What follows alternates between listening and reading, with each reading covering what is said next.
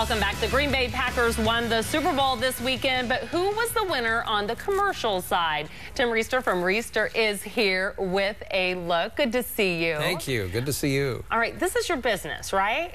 Yes, it is. This is what you do. You actually did a commercial for the Super Bowl. We were fortunate. One of our clients, MidFirst Bank, allowed us to produce a commercial for the Super Bowl this year. It was a commercial about fly fishing, and it was a way to profile a characteristic that client admires. And MidFirst Bank is very specialized in the way it provides service. Okay. Very much so, those who fly fish are specialized in their skills. Excellent. So you know what it takes to create a successful Super Bowl ad. So let's take a look, first of all, at what is called the ad meter. They said the two #1 commercials that people thought were the Budweiser dogs, that the guy was dog sitting and they were like serving drinks to people and that type of thing. You see it right here. They're opening the doors, they're DJing.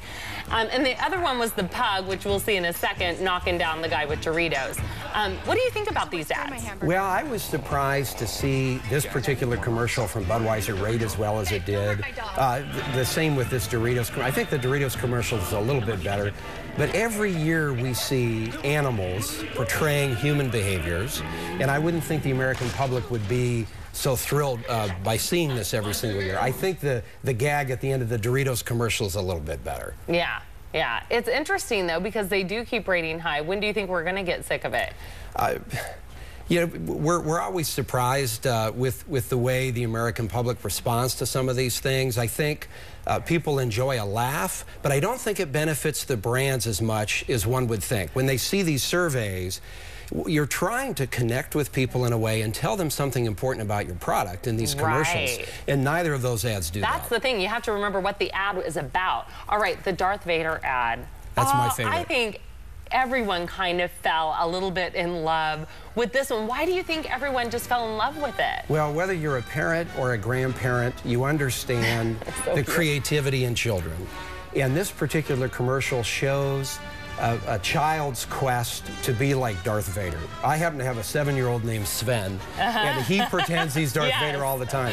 So when my wife and I saw this commercial, we came out of our chairs laughing because it hit home.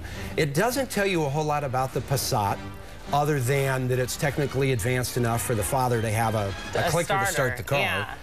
But it tells you that this brand is all about family, and it respects family, and it understands you as a family. I agree. That's the important. family one, that's a good one. All right, really quick, these were kind of funny. The Joan Rivers GoDaddy ad. That was a total miss. I think that was a waste of money. Funny. I didn't care for it at all. No, most people didn't. It didn't do well. But it was, I was, I guess, so shocked that this was Joan Rivers there. It was kind of surprising, but it only ranked Yeah. All right, what about the Ozzy Osbourne, Justin Bieber? Yeah, I have no idea what this commercial was trying to sell.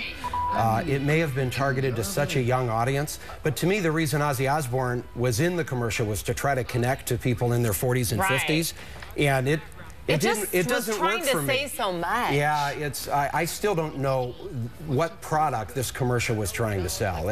I think they lost a lot on their investment with the production of that commercial. Yeah, they probably paid a lot too with those celebrities. All right, two things you didn't like are the Groupon ads. Yes, I was so disappointed in Groupon when I saw their two commercials. And why is that? Well, they used humpback whales and they used Tibet as, you know, these are two issues that really need America and the world to rally behind them.